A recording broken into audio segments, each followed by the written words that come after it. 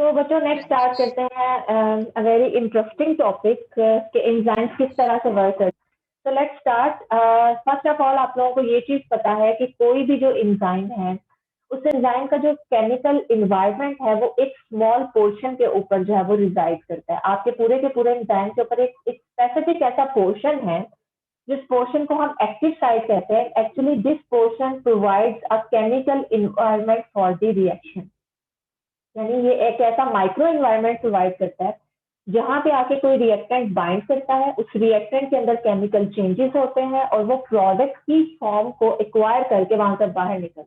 ठीक है, और at the end of chemical reaction आपका जो एंजाइम है वो अपनी ओरिजिनल फॉर्म को दोबारा से क्या कर लेता है, एक्वायर कर लेता है। So enzyme catalyzed reactions, they take place only within a small portion of enzyme, a small pocket of enzyme जिसको हम active site कहते हैं। And this active site एक पर्टिकुलर मॉलिक्यूल के लिए जो है वो स्पेसिफिक होती है जिसके ऊपर ये एक्ट करती है और उसको ट्रांसफॉर्म कर देती है। And this molecule is called as the substrate. यानी वो स्पेसिफिक मॉलिक्यूल जो कि एंजाइम के इस एनवायरनमेंट को रिकॉग्नाइज करता है, वहां पे जाके बाइंड करता है और एंजाइम जिसके ऊपर एक्ट करता है, this molecule is called as the substrate. Okay, so the surface of active site is lined with the amino acid residues with the substituent groups that bind to the substrate और उस वहां पे chemical catalyze करवाते हैं। What does it mean? कि आपका जो enzyme है उस एंजाइम का ये वाला जो पोर्शन है जहां पे आके सबस्ट्रेट में बाइंड करना है, इस पोर्शन के ऊपर कुछ ऐसे अमाइनो एसिड्स होते हैं जो कि सबस्ट्रेट को रिकॉग्नाइज करते हैं और उसको हेल्प करते हैं कि वो यहाँ पे आके बाइंड करे। ये पॉइंट हम लोगों ने प्रीवियस लेक्चर में भी डिस्कस किया था कि अगर आपका कोई सबस्ट्रेट जो है वो एंजाइम के लिए कंपैटिबल नहीं है, उसमें ऐसे ग्रुप्स प्रेजेंट नहीं है जो कि एंजाइम रिकॉग्नाइज करे, तो आपका वो सबस्ट्रेट एंजाइम के साथ बाइंड नहीं कर सकता। यू कैन सी है कि आपके एंजाइम के एक्टिव साइट के ऊपर और जो सबस्ट्रेट का जो फंक्शनल ग्रुप्स हैं उनको कंपैटिबल होना जरूरी है, उनके दरमियान कंप्लीमेंटेशन का होना जरूरी है। अगर यहाँ पे आपके पास सिमिलर ग्रुप्स प्रेजेंट नहीं होंगे, सिमिलर ग्रुप मीन्स वो ग्रुप्स जो कि एक दूसरे के साथ इंटरेक्शन डेवलप कर सकते हैं, जो एक दूसरे को रिकॉग्नाइज कर सकते हैं, जो एक दूसरे को रिस्पॉन्ड कर सकते हैं, वो ग्रुप्स अगर प्रेजेंट नहीं होंगे तो आपका एंजाइम सबस्ट्रेट कॉम्प्लेक्स नहीं बनेगा। और अगर एंजाइम सबस्ट्रेट कॉम्प्लेक्स नहीं बनेगा तो इसका मतलब है कि केमिकल रिएक्शन फॉरवर्ड डायरेक्शन में प्रोसीड नहीं करेगा। तो आपका जो एंजाइमेटिक रिएक्शन है उसको हम कुछ स्टेप्स के अंदर डिवाइड करते हैं कि फर्स्ट ऑफ ऑल आपका एंजाइम अपनी एक्टिव साइट को यूटिलाइज करते हुए सबस्ट्रेट को बाइंड करता है, एंजाइम सबस्ट्रेट कॉम्प्लेक्स बनाता है।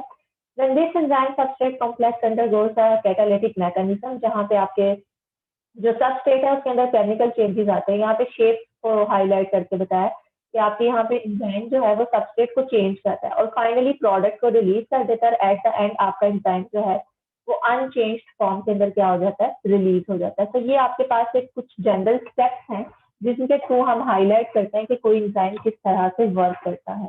नाउ एंजाइम्स हमेशा किसी केमिकल रिएक्शन के रेट को इफेक्ट करते हैं। यहाँ पे कुछ मैंने पॉइंट्स लिखे हुए हैं और इन पॉइंट्स को आप लोग बड़े ध्यान से समझिएगा। एक पॉइंट तो आप लोगों के सामने ये है कि एंजाइम हमेशा किसी केमिकल रिएक्शन के रेट को इफेक्ट करते हैं। जब भी रेट की बात होगी इट मीन्स कि ये केमिकल रिएक्शन की स्पीड को इफेक्ट करते हैं, उसकी स्पीड को इंक्रीज करते हैं, रेट को इंक्रीज करते हैं। एंड स्पीड को इंक्रीज करने का मतलब ये है कि ये उस अमाउंट ऑफ टाइम को रिड्यूस करेंगे जिसमें आपके रिएक्टेंट्स जो हैं वो प्रोडक्ट में कन्वर्ट होते हैं। ऑब्वियसली उसी चीज को हम स्पीडी कहते हैं ना, जो कि कम टाइम इंटरवल के अंदर जो है वो कोई अगर टास्क आप कंप्लीट करते हो तो इट मीन्स कि आपने एक जो है वो स्पीडी रिस्पॉन्स दिया है। तो एंजाइम के केस में भी अगर आपके पास कोई एंजाइम किसी केमिकल रिएक्शन के रेट को इंक्रीज करता है, उसकी स्पीड को इंक्रीज करता है, तो इट मीन्स कि उसने कम ड्यूरेशन के अंदर ज्यादा क्वांटिटी ऑफ सबस्ट्रेट को किसमें कन्वर्ट कर दिया, प्रोडक्ट में कन्वर्ट कर दिया। So enzymes usually affect the rate of a particular reaction, speed of a particular reaction, and they reduce the time for the accomplishment of a particular reaction.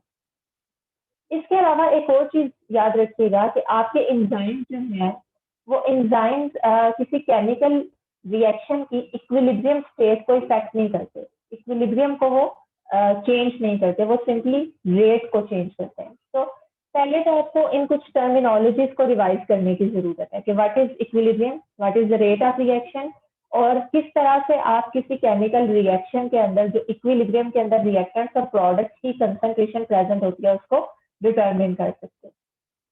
तो ये कुछ पॉइंट्स हैं जिनको आज के लेक्चर में हम क्लियर करेंगे। ठीक है, पहला पॉइंट हम ये क्लियर करेंगे कि enzymes do not affect equilibrium of a reaction, free energy of a reaction, and the concentration of reactants and the products which are present at the state of equilibrium. ये वो points हैं जिनके ऊपर enzyme का कोई effect नहीं होता और इनको हम अभी देखते हैं कुछ टाइम में। एंजाइम सिर्फ और सिर्फ इफेक्ट करते हैं रेट ऑफ रिएक्शन। ठीक है, तो फर्स्ट ऑफ ऑल हम इन टर्मिनोलॉजीज को देखते हैं कि इक्विलिब्रियम क्या होता है, फ्री एनर्जी किसे कहते हैं, किस तरह से आप किसी केमिकल रिएक्शन जब वो इक्विलिब्रियम स्टेज में होगा उसमें कितनी कंसंट्रेशन में रिएक्टेंट्स होंगे, कितनी कंसंट्रेशन में प्रोडक्ट होंगे, इसको आप किस तरह से प्रिडिक्ट कर सकते हो। ठीक है, और उसके बाद हम देखेंगे कि what is actually the rate of a particular reaction. तो इक्विलिब्रियम एक ऐसी स्टेट है, एक ऐसा आप कह लें कि टाइम है जिसमें कोई केमिकल रिएक्शन एक ऐसी पोजीशन के अंदर होता है कि उसमें जो फॉरवर्ड रिएक्शन का रेट है यानी रिएक्टेंट्स का प्रोडक्ट में कन्वर्ट होना, इसका जो रेट है वो रिवर्स रिएक्शन के रेट के इक्वल होता है। ठीक है, इक्विलिब्रियम एक ऐसा मोमेंट है, एक ऐसी आप कह लो कि स्टेट है केमिकल रिएक्शन की, जब उस केमिकल रिएक्शन का फॉरवर्ड रिएक्शन का रेट, फॉरवर्ड रिएक्शन की स्पीड रिवर्स रिएक्शन के रेट या रिवर्स रिएक्शन की स्पीड के इक्वल हो जाए, तो तब आप कहते हो कि this reaction is now present in the state of equilibrium. Sometimes एक मिसकंसेप्शन ये एग्जिस्ट करती है कि अगर कोई केमिकल रिएक्शन इक्विलिब्रियम में है तो इसका मतलब है कि रिएक्टेंट्स की कंसंट्रेशन प्रोडक्ट की कंसंट्रेशन के इक्वल है। यस, ऐसा होता है लेकिन not all time.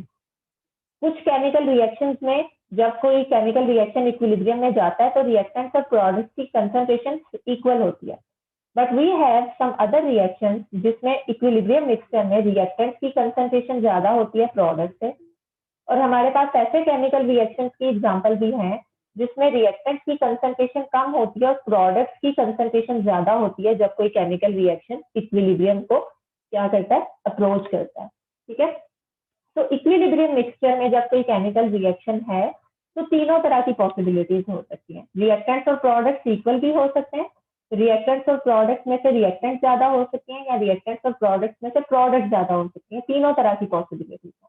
But the question is, हमें कैसे पता चलेगा कि इस पर्टिकुलर केमिकल रिएक्शन में जब इक्विलिब्रियम स्टेट में जाना है तो उस इक्विलिब्रियम मिक्सचर में रिएक्टेंट्स और प्रोडक्ट इक्वल होंगे, रिएक्टेंट्स ज्यादा होंगे या प्रोडक्ट ज्यादा होंगे, हम इसको प्रिडिक्ट कर सकते हैं, हम बता सकते हैं। तो ये चीज आपने अपने माइंड में क्लियर रखनी है, the concentration of reactants and products are not necessarily equal at equilibrium. ये ज्यादा भी हो सकती है, कम भी हो सकती है। और हमें किस तरह से पता चलता है कि किसी केमिकल रिएक्शन के इक्विलिब्रियम के ऊपर रिएक्टेंट्स और प्रोडक्ट्स की कंसंट्रेशन किस तरह से होगी, free energy of that particular reaction हमें इस बारे में इंफॉर्मेशन प्रोवाइड करती है। तो डेल्टा जी वैल्यू हमें ना सिर्फ रिएक्शन की स्पॉन्टेनियस और नॉन स्पॉन्टेनियस नेचर के बारे में बताती है, बल्कि ये डेल्टा जी वैल्यू हमें ये भी बताती है कि कोई केमिकल रिएक्शन जब इक्विलिब्रियम स्टेट को अप्रोच करेगा तो उस इक्विलिब्रियम के अंदर, मिक्सचर के अंदर रिएक्टेंट्स और प्रोडक्ट्स की कंसंट्रेशन कितनी होगी। तो let's move toward this point और इसको क्लियर करते हैं।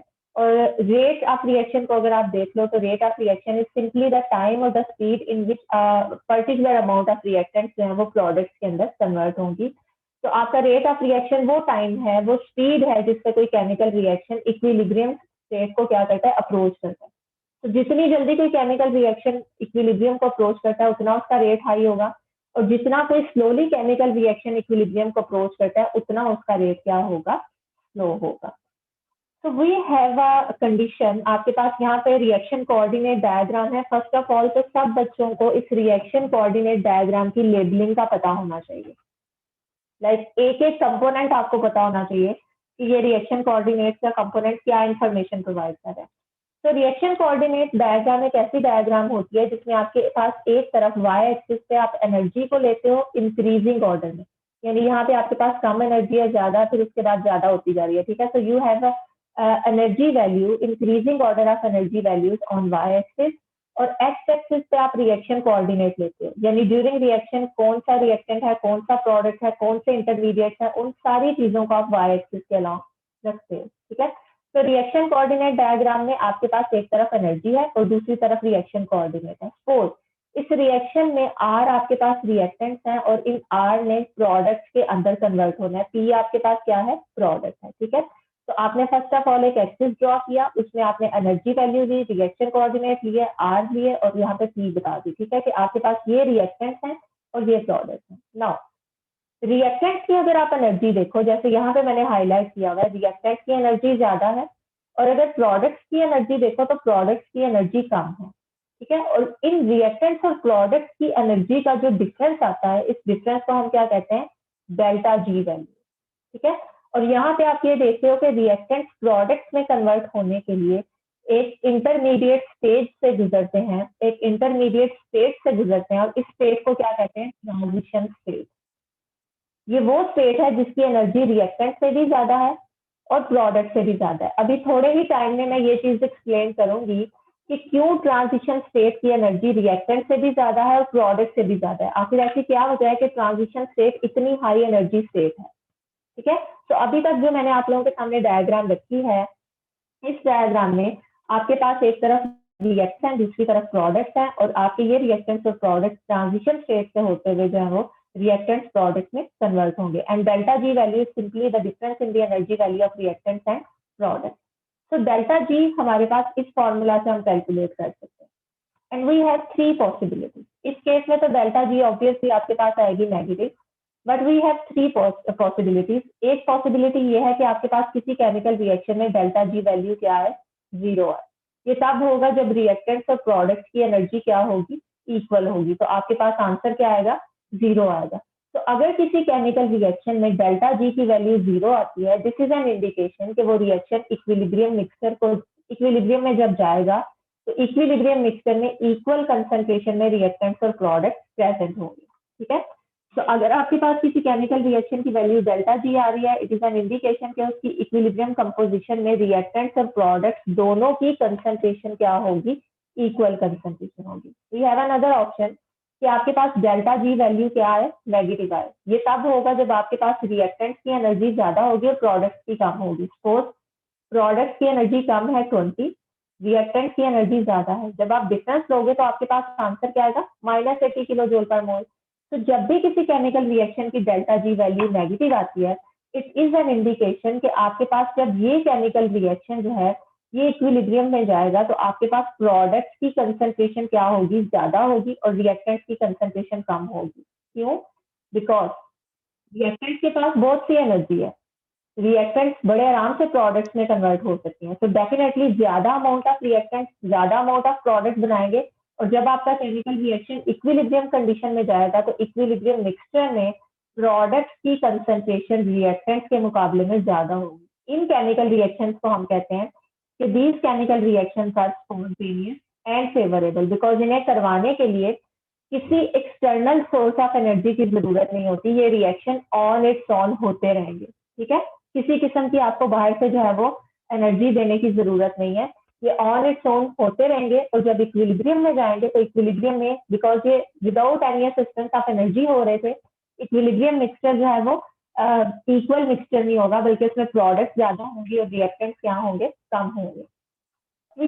ओके, थर्ड पॉसिबिलिटी हमारे पास एक ऐसी पॉसिबिलिटी है जिसमें आपके पास किसी केमिकल रिएक्शन में जो डेल्टा जी वैल्यू है, ये डेल्टा जी वैल्यू पॉजिटिव आएगी। ऑब्वियसली ये तब आएगी जब आपके पास प्रोडक्ट की एनर्जी ज्यादा होगी, प्रोडक्ट ज्यादा कॉम्प्लिकेटेड होंगी और रिएक्टेंट सिंपल होंगी। कॉम्प्लिकेटेड मीन्स कि इनको बनाने के लिए ज्यादा एनर्जी चाहिए होगी, ये कॉम्प्लेक्स है, और रिएक्टेंट सिंपल है, इट मीन्स कि उनके पास इतनी एनर्जी नहीं है, ठीक है। तो जब आप इस केस में डिफरेंस लोगे तो आपके पास डिफरेंस पॉजिटिव आएगा। तो जब भी किसी केमिकल रिएक्शन में आपके पास डेल्टा जी वैल्यू पॉजिटिव आती है, this delta G value is an indication कि ये रिएक्शन नॉन स्पॉन्टेनियस है, नॉन फेवरेबल है, बिकॉज इस केमिकल रिएक्शन को करवाने के लिए आपको रिएक्टेंट्स को काफी सारी एनर्जी प्रोवाइड करनी है, बिकॉज रिएक्टेंट्स इतने सिंपल हैं कि वो इस कॉम्प्लिकेटेड प्रोडक्ट में कन्वर्ट नहीं हो सकते, ठीक है। तो इस केस में ये केमिकल रिएक्शन नॉन स्पॉन्टेनियस है, नॉन फेवरेबल है, और जब ये केमिकल रिएक्शन इक्विलिब्रियम मिक्सचर में जाएगा तो आपके पास रिएक्टेंट्स की कंसंट्रेशन ज्यादा होगी और प्रोडक्ट्स की कंसंट्रेशन क्या होगी, लो होगी। क्यों, क्योंकि ये केमिकल रिएक्शन इतना स्पीडली तो हुआ ही नहीं है, तो ऑब्वियसली इक्विलिब्रियम मिक्सचर के अंदर रिएक्टेंट ज्यादा प्रेजेंट होंगे और प्रोडक्ट की कंसंट्रेशन क्या होगी, कम होगी।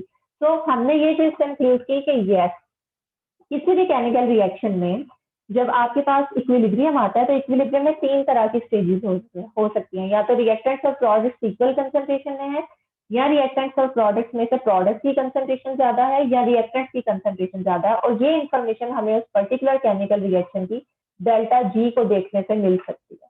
ठीक है, ये चीज क्लियर हो गई। मैंने ये चीज बता दी कि केमिकल रिएक्शन में आपके पास जो है वो 3 तरह की पॉसिबिलिटीज हो सकती हैं। अब सपोज आपके पास कोई ऐसा केमिकल रिएक्शन है which is spontaneous.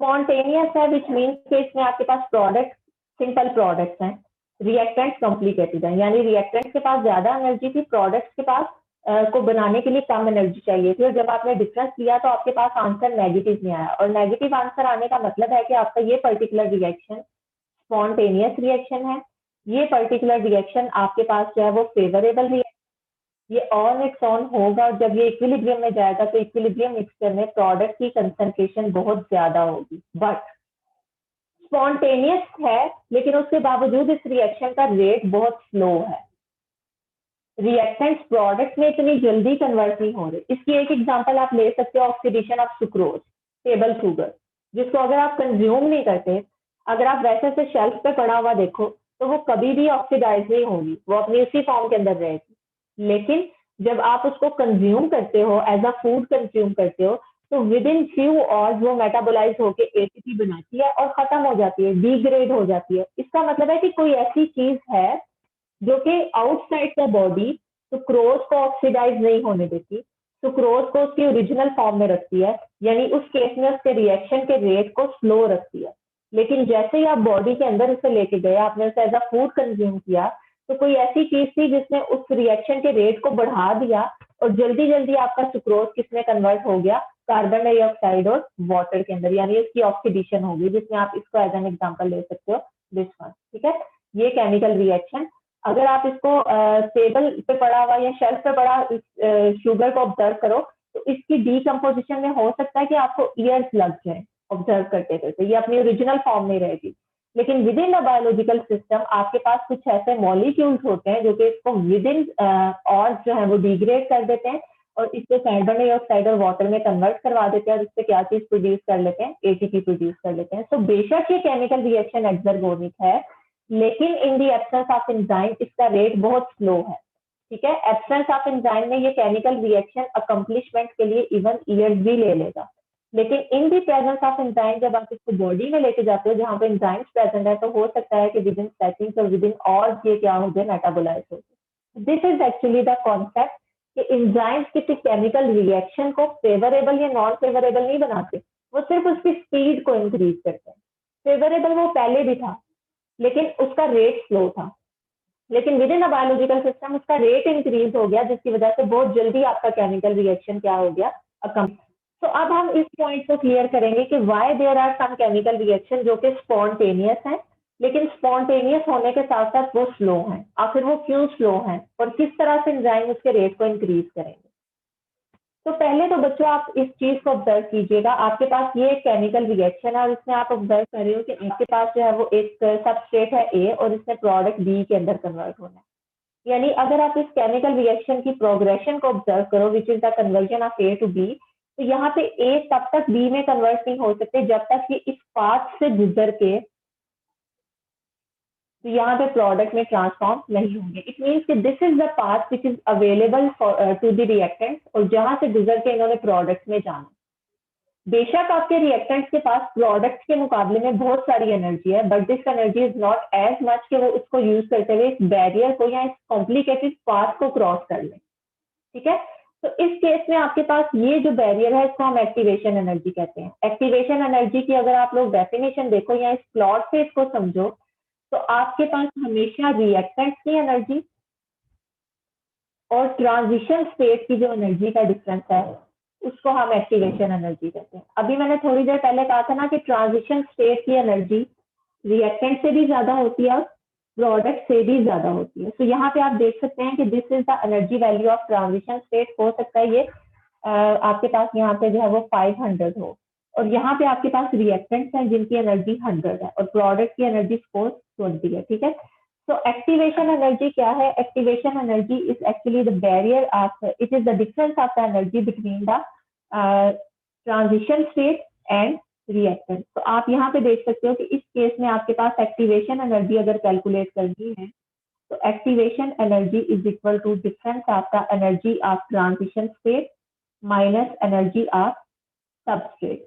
Transition state की एनर्जी कितनी है 500 और सबस्टेट के पास कितनी एनर्जी है 100। इट मीन्स कि ये जो 400 का गैप है, इस 400 किलो जूल पर मोल एनर्जी का जो गैप है, ये इस रिएक्शन के पाथ के साथ एसोसिएटेड है। रिएक्टेंट को प्रोडक्ट में कन्वर्ट होने के लिए इतनी additional amount of energy required होगी। और वो एनर्जी क्यों रिक्वायर्ड है? क्योंकि इस कॉम्प्लिकेटेड पाथ को उन्होंने क्रॉस करना। इसी तरह से अगर आप दूसरी डायरेक्शन में केमिकल रिएक्शन को देखते हो which is from the B to A, यानी कन्वर्जन ऑफ बी, इस केस में बी रिएक्टेंट्स हैं और ए प्रोडक्ट्स हैं, तो यहाँ पे आपकी एक्टिवेशन एनर्जी क्या होगी? Difference of the energy of activation state, sorry transition state and substrate. यहाँ पे चूंकि सबस्टेट बी है तो आपका जो एनर्जी का डिफरेंस है उसमें एक तरफ आप इस ट्रांजिशन स्टेट की एनर्जी लोगे और दूसरी तरफ रिएक्टेंट की एनर्जी लोगे। तो इस केस में जो आपके पास ये पूरे का पूरा डिफरेंस आएगा, इसको आप कहोगे कि this is activation energy barrier. तो रिवर्स रिएक्शन में आपका एक्टिवेशन एनर्जी का जो बैरियर है वो मजीद हाई हो गया। ठीक है, तो ये चीज आप यहाँ पे इस तरह से ऑब्जर्व करें। ट्रांजिशन स्टेट को, because this is a high energy state और इसकी एनर्जी एक्टिवेशन रिएक्टेंट्स और प्रोडक्ट्स दोनों के मुकाबले में ज्यादा होती है, इसको समटाइम्स हम इस ड्रैगर साइन से रिप्रेजेंट करते हैं। ठीक है, इसलिए एक्टिवेशन एनर्जी के ऊपर भी या डेल्टा जी के ऊपर भी जब आप लोग इस ड्रैगर साइन को ऑब्जर्व करोगे, इट मीन्स कि ये एनर्जी ट्रांजिशन स्टेट की एनर्जी है, ये एक्टिवेशन एनर्जी है। ठीक है, तो सिंपल जो डेल्टा जी है it is the difference in the energy value of product and reactant. ठीक है, इसमें आप प्रोडक्ट और रिएक्टेंट की एनर्जी को देखते हो, लेकिन जो एक्टिवेशन एनर्जी है, this activation energy is actually the difference in the energy value of transition state and reactant. ठीक है, इन दोनों को आप कंपेयर करके देखो। तो सिंपली आप यहाँ पे देख सकते हो कि आपके जो एंजाइम्स हैं ये अनकैटालाइज्ड रिएक्शन है आपके पास, और ये आपके पास कैटालाइज्ड रिएक्शन है, विच मीन्स इस केस में एंजाइम्स अवेलेबल थे। एंजाइम सिर्फ और सिर्फ जो है वो क्या कर रहे हैं, इस एनर्जी बैरियर को रिड्यूस कर रहे हैं। यानी आपके पास एक अनकैटालाइज्ड रिएक्शन में रिएक्टेंट्स को प्रोडक्ट में ट्रांसफर होने के लिए इस बैरियर को क्रॉस करना था। ठीक है, जबकि कैटालाइज्ड रिएक्शन के केस में आप ऑब्जर्व कर रहे हो कि आपके एंजाइम्स ने इस एक्टिवेशन एनर्जी के बैरियर को रिड्यूस कर दिया। तो एंजाइम्स किसी केमिकल रिएक्शन के रेट को इंक्रीज किस तरह से करते हैं? उसकी एक्टिवेशन एनर्जी को रिड्यूस करके। एंजाइम एक्टिवेशन एनर्जी के बैरियर को कम करेंगे और जितना बैरियर कम होगा उतने ज्यादा रिएक्टेंट्स इस पाथ को क्रॉस करके किसमें जा सकते हैं? प्रोडक्ट में। तो वी कैन से कि enzyme only effect the activation energy, और एक्टिवेशन एनर्जी को कम करके ये उस रिएक्शन के जो रेट है उसको क्या करते हैं? इंक्रीज करते हैं। लाइक अगर आप यहाँ पे देखो, रिएक्टेंट्स की एनर्जी अभी भी उतनी है, कैटालाइज्ड रिएक्शन में भी रिएक्टेंट्स की उतनी एनर्जी है जितनी अनकैटालाइज्ड रिएक्शन। ठीक है, यहाँ पे अगर आप देखो 100 इधर थी तो इधर भी 100 है। प्रोडक्ट की भी उतनी एनर्जी है जितनी आपके पास अनकैटालाइज्ड रिएक्शन में थी। फॉर एग्जांपल 20 इधर है, यहाँ पे भी 20 है। जब आप डेल्टा जी वैल्यू कैलकुलेट करोगे, चाहे वो कैटालाइज्ड रिएक्शन है चाहे वो अनकैटालाइज्ड रिएक्शन है, आपके पास आंसर सेम आएगा। 20 minus 100 is equal to -80। It means enzyme ने इस केमिकल रिएक्शन की डेल्टा जी वैल्यू को चेंज नहीं किया, बिकॉज डेल्टा जी वैल्यू सिर्फ और सिर्फ रिएक्टेंट्स और प्रोडक्ट्स की एनर्जी के ऊपर डिपेंड करती है। और बिकॉज एंजाइम रिएक्टेंट्स और प्रोडक्ट्स की एनर्जी को तो छेड़ ही नहीं रहा, उसको तो इफेक्ट ही नहीं कर रहा, तो इस केस में आपके पास एंजाइम का डेल्टा जी वैल्यू के ऊपर किसी किस्म का इफेक्ट नहीं होगा। अगर डेल्टा जी वैल्यू के ऊपर इफेक्ट नहीं होगा तो इसका मतलब है कि ये केमिकल रिएक्शन में इक्विलिब्रियम की कंपोजिशन को इफेक्ट करेगा या नहीं? नहीं करेगा। तो अगर आपके पास कोई केमिकल रिएक्शन, कोई एंजाइम जो है वो किसी केमिकल रिएक्शन की डेल्टा जी को इफेक्ट नहीं करता, तो इसका मतलब है कि वो उसमें जो इक्विलिब्रियम के ऊपर कंपोजिशन होगी उसको भी चेंज नहीं करता। जितनी कंपोजिशन आपकी इस डेल्टा जी वैल्यू ने प्रिडिक्ट की है वो उतनी ही रहेगी। तो हम यहाँ से कंक्लूड कर सकते हैं कि यस, आपका जो एंजाइम है, एंजाइम इफेक्ट नहीं करता इक्विलिब्रियम को, एंजाइम डेल्टा जी वैल्यू को इफेक्ट नहीं करता, एंजाइम रिएक्टेंट्स और प्रोडक्ट्स की जो कंसंट्रेशन है इक्विलिब्रियम मिक्सचर के ऊपर उसको इफेक्ट नहीं करता। सिर्फ और सिर्फ एंजाइम इफेक्ट करता है रेट को, और ये रेट को इंक्रीज करता है किस मैकेनिज्म के through? By decreasing the barrier of, by decreasing the barrier of activation energy. Now है कि ट्रांजिशन स्टेट मैं बताने लगी हूँ क्या है, और ये ट्रांजिशन स्टेट जो है ये किस तरह से, इसको हाई एनर्जी स्टेट क्यों कहते हैं। सपोज आपके पास एक केमिकल रिएक्शन है जिसमें आपके पास ये रिएक्टेंट ए है and this is the reactant B. Like ये केमिकल रिएक्शन ऐसा रिएक्टेंट है ऐसा रिएक्शन है जिसमें आपका ऑक्सीजन जो है मैक्सिमम 2 बॉन्ड्स बना सकता है ना। इस केस में एक बॉन्ड इसने ए के साथ बनाया और दूसरा बॉन्ड बी के साथ बनाया। We want to break this bond. हम ये चाहते हैं कि आपके पास इस केमिकल रिएक्शन की जब प्रोग्रेशन होगी तो ये रिएक्शन इस तरह से होगा कि एक दूसरी सबस्ट्रेट सी इसको अप्रोच करेगी और ये सबस्ट्रेट जो है इस बी के साथ बॉन्ड को ब्रेक करके इस प्रोडक्ट को बनाएगी। यानी ऑक्सीजन अब सी के साथ अटैच है और बी यहाँ से क्या हो गई है, रिलीज हो गई है। ठीक है, तो ये आपके पास सबस्ट्रेट है और ये आपके पास प्रोडक्ट है। ठीक है, अब इस केमिकल रिएक्शन में जब प्रोग्रेस करना है तो आपके पास एक स्टेज ऐसी आएगी जिसमें आपके जो रिएक्टेंट्स हैं वो अपने बॉन्ड को ब्रेक करने की कोशिश करेंगे, यानी ये बॉन्ड ब्रेक करने की कोशिश करेंगे और न्यू प्रोडक्ट के साथ बॉन्ड फॉर्मेशन की कोशिश करेंगे। लाइक ये स्टेट आप देख रहे हो कि इसमें आपका ऑक्सीजन जो है ये बी के साथ भी अटैच है बिकॉज यहाँ से ये अपने बॉन्ड को ब्रेक करने की कोशिश कर रहा है और सी के साथ भी अटैच है बिकॉज इसके साथ ये बॉन्ड फॉर्मेशन की कोशिश कर रहा है। किसी केमिकल रिएक्शन की ऐसी स्टेट जिसमें आपके रिएक्टेंट्स और प्रोडक्ट इनमें जो जो बॉन्ड ब्रेक होने हैं और जो जो न्यू बॉन्ड बनने हैं वो सारे के सारे ग्रुप्स एक ही स्ट्रक्चर के अंदर प्रेजेंट हों, उस स्टेट को हम कहते हैं ट्रांजिशन स्टेट। और बिकॉज ये स्टेट मोमेंटरी प्रेजेंट होती है, बहुत शॉर्ट इंटरवल ऑफ टाइम के लिए प्रेजेंट होती है, इसको हम ना तो एक्सट्रैक्ट कर सकते हैं ना ही इसको हम स्टडी कर सकते हैं। दैट्स वाई इस स्टेट को क्या कहते हैं, transition state. Now the question is, और आप यहाँ पे देख भी सकते हो कि इस ट्रांजिशन स्टेट की एनर्जी रिएक्टेंट से भी ज्यादा है और प्रोडक्ट से भी ज्यादा है। ऐसा क्यों है, क्यों ये transition state high energy state है?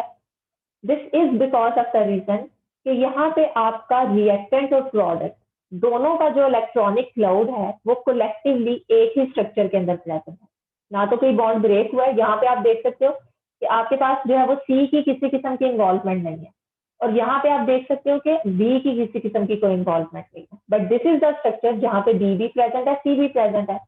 यानी ये एक ऐसी इंटरमीडिएट है, एक ऐसी स्टेज है, इसको इंटरमीडिएट नहीं कहेंगे बिकॉज इंटरमीडिएट वो मॉलिक्यूल होता है जिसको आप एक्सट्रैक्ट करके स्टडी कर सकते हो, रिएक्शन इंटरमीडिएट उसे कहते हैं। Transition state is the state जो कि एग्जिस्ट ही बहुत शॉर्ट इंटरवल ऑफ टाइम के लिए करती है, जिसको सेपरेट भी नहीं किया जा सकता और स्टडी भी नहीं किया जा सकता। ठीक है, तो दिस ट्रांजिशन स्टेट आपके पास है, इसमें रिएक्टेंट्स का भी पूरे का पूरा इलेक्ट्रॉनिक क्लाउड और प्रोडक्ट्स का भी पूरे का पूरा इलेक्ट्रॉनिक क्लाउड एक ही स्ट्रक्चर के अंदर प्रेजेंट है। दिस इज द रीजन कि आपके पास इसकी जो एनर्जी है वो कुमुलेटिव एनर्जी है। रिएक्टेंट्स, प्रोडक्ट, सब ग्रुप्स की एनर्जी इकट्ठे एक ही स्ट्रक्चर के अंदर प्रेजेंट है, इसलिए इसकी एनर्जी हमेशा रिएक्टेंट से भी ज्यादा होती है और प्रोडक्ट से भी ज्यादा होती है। ठीक है, और जितना ज्यादा आपके पास डिफरेंस होगा ट्रांजिशन स्टेट और रिएक्टेंट्स के दरमियान एनर्जी का, उसको हम कहेंगे कि this is the activation energy barrier. Now enzymes actually क्या करते हैं, एंजाइम इस ट्रांजिशन स्टेट को स्टेबलाइज करते हैं। व्हाट डज इट मीन कि आपके पास एंजाइम जो है, हम ये कहते हैं कि जब एंजाइम सबस्ट्रेट के साथ बाइंड करते हैं तो एंजाइम की एक्टिव साइट के अंदर कुछ ऐसे ग्रुप्स होते हैं जो कि सबस्ट्रेट के साथ इंटरेक्शन करते हैं। ठीक है, अब ये आप लोगों को ये भी चीज पता है कि हमेशा जो भी स्टेबल स्टेज होती है, जो भी स्टेबल मॉलिक्यूल होता है, वो ऐसा मॉलिक्यूल होता है जिसकी एनर्जी लो होती है, लो एनर्जी। तो अगर मैं ये कह रही हूँ कि एंजाइम ट्रांजिशन स्टेट को स्टेबल करते हैं तो इसका मतलब है कि एंजाइम ट्रांजिशन स्टेट की एनर्जी को क्या कर देते हैं, कम कर देते हैं। ठीक है, तो अगर आपके पास इस केमिकल रिएक्शन में आप एंजाइम को ऐड करोगे, एंजाइम ट्रांजिशन स्टेट को स्टेबल करेगा और ट्रांजिशन स्टेट को स्टेबल करने का मतलब है कि इसको हाई एनर्जी से उठा के कहाँ पे ले आएगा, लो एनर्जी पे ले आएगा। तो अगर आपकी ट्रांजिशन स्टेट यहाँ से यहाँ पे आ गई है तो इस ट्रांजिशन स्टेट और सबस्ट्रेट के दरमियान एनर्जी का डिफरेंस भी कम होगा, इसका मतलब है एक्टिवेशन एनर्जी का बैरियर भी कम हो गया।